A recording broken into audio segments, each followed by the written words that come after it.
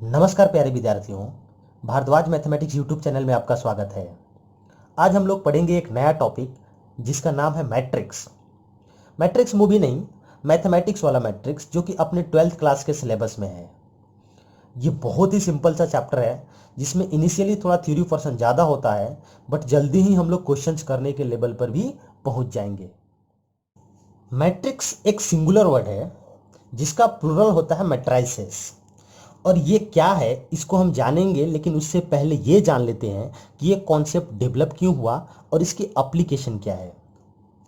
Basically matrix का concept system of linear equation को solve करने के लिए इंट्रोड्यूस हुआ था, जिसका आगे चल करके इकोनॉमिक्स, कंप्यूटर साइंस, बिजनेस इत्यादि के फील्ड में बड़े पैमाने पर यूज होता है।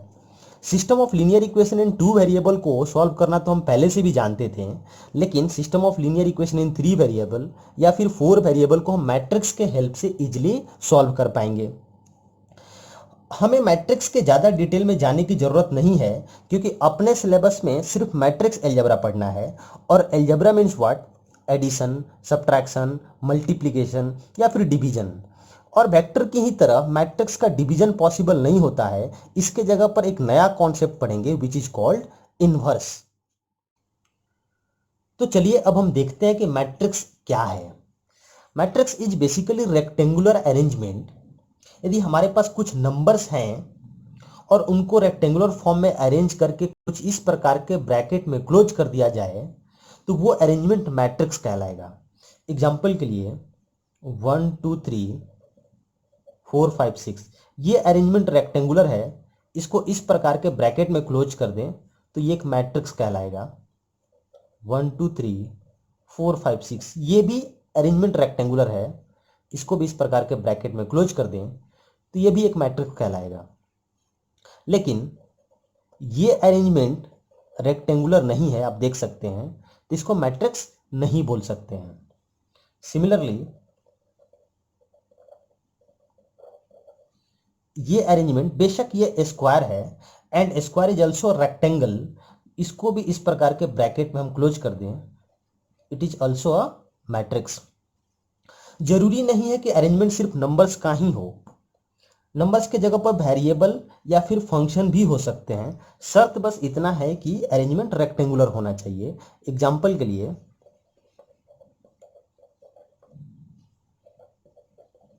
ये अरेंजमेंट एक रेक्टेंगुलर अरेंजमेंट है, जिसको मैट्रिक्स बोल सकते हैं। सेट्स की तरह ही मैट्रिक्स को भी कैपिटल लेटर से रिप्रेजेंट किया जाता है। जैसे एक मैट्रिक्स है तो इसको हम एक नाम दे सकते हैं, मैट्रिक्स ए।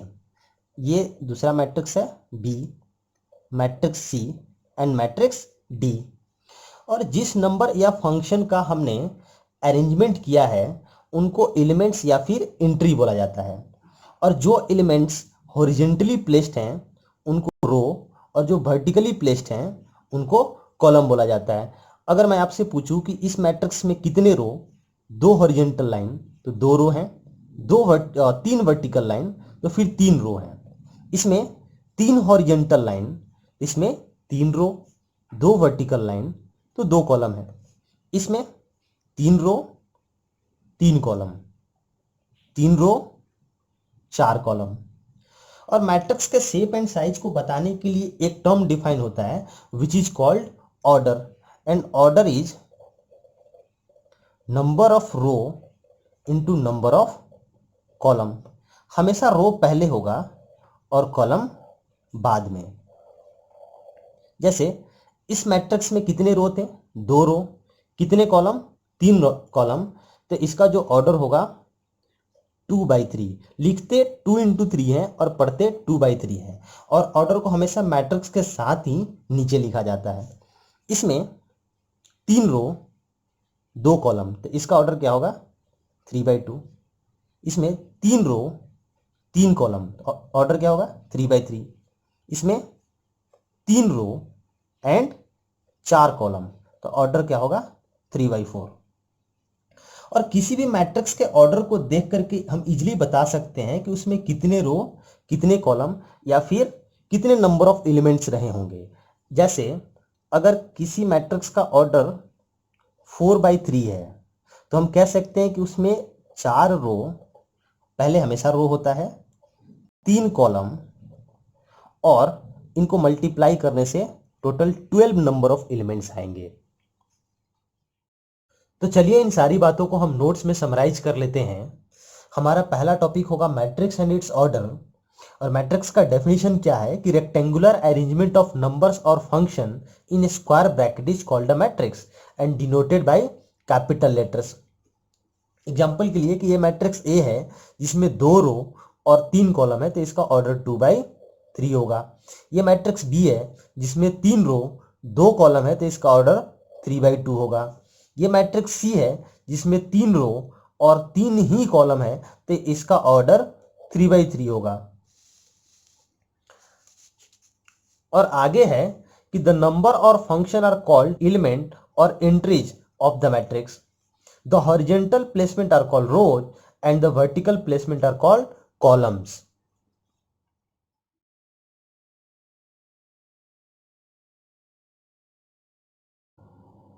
किसी मैट्रिक्स के पास 2 रो और 3 कॉलम है वो, तो ऑब्वियसली उसका ऑर्डर 2/3 होगा, जिसमें 2 हॉरिजॉन्टल लाइन और 3 वर्टिकल लाइन होंगे। और इसका जनरल रिप्रेजेंटेशन कुछ इस प्रकार से होता है, जिसमें इसको एलिमेंटल रिप्रेजेंटेशन और इसको कॉम्पैक्ट रिप्रेजेंटेशन बोला जाता है।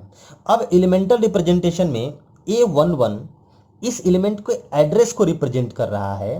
11 का मतलब elements belongs to first row and first column. 12 means first row second column. 13 means first row third column.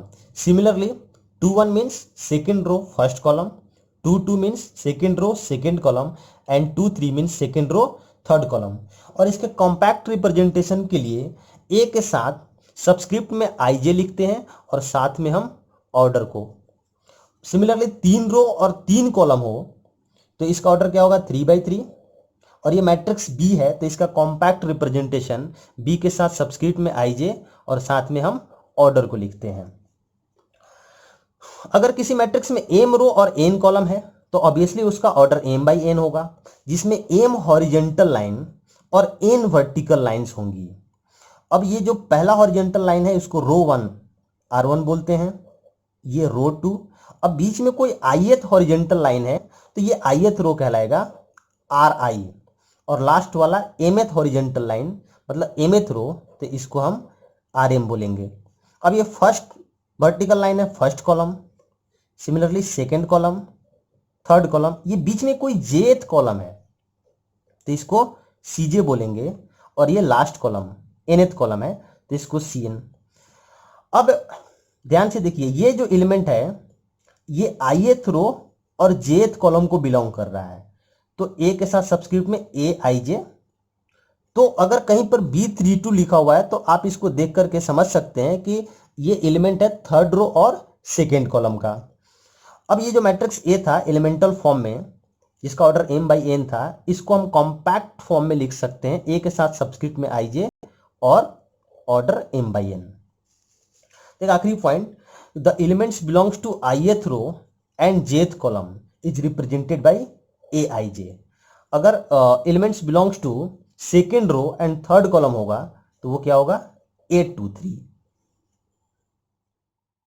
तो चलिए मैट्रिक्स के बेसिक कॉन्सेप्ट के ऊपर कुछ क्वेश्चंस करते हैं। पहला क्वेश्चन है कि in the matrix this right number 1 the number of rows. Row कितने होंगे, जितने इसमें हॉरिजॉन्टल लाइंस होंगी वो कितना है 3। The number of columns, columns जितने वर्टिकल लाइन कितने हैं 4। Order of the matrix, order क्या होगा रो बाय कॉलम, वो होगा 3/4। नंबर ऑफ एलिमेंट्स, अगर हम ऑर्डर को मल्टीप्लाई कर दे तो वो आएगा total number of elements. Next elements A13 का मतलब first row and third column.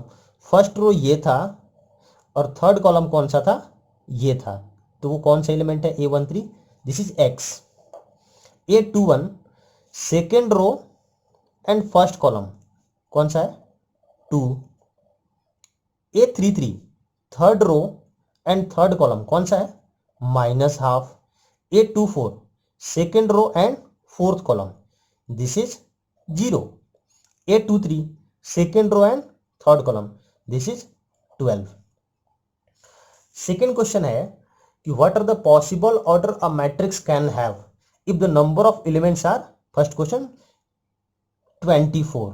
अगर 24 एलिमेंट है किसी मैट्रिक्स के अंदर तो हम कितने मैट्रिक्स बना सकते हैं।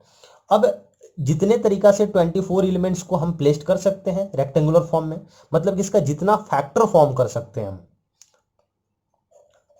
तो क्या होगा, ये हो सकता है 24/1, मतलब 24 एलिमेंट्स को आप वर्टिकली प्लेस कर दें तो 24 इसमें रो होंगे और एक कॉलम होगा, ये एक मैट्रिक्स कहलाएगा। या इसको हॉरिजेंटली प्लेस्ड कर दें तो 1/24 ऑर्डर का मैट्रिक्स बनेगा।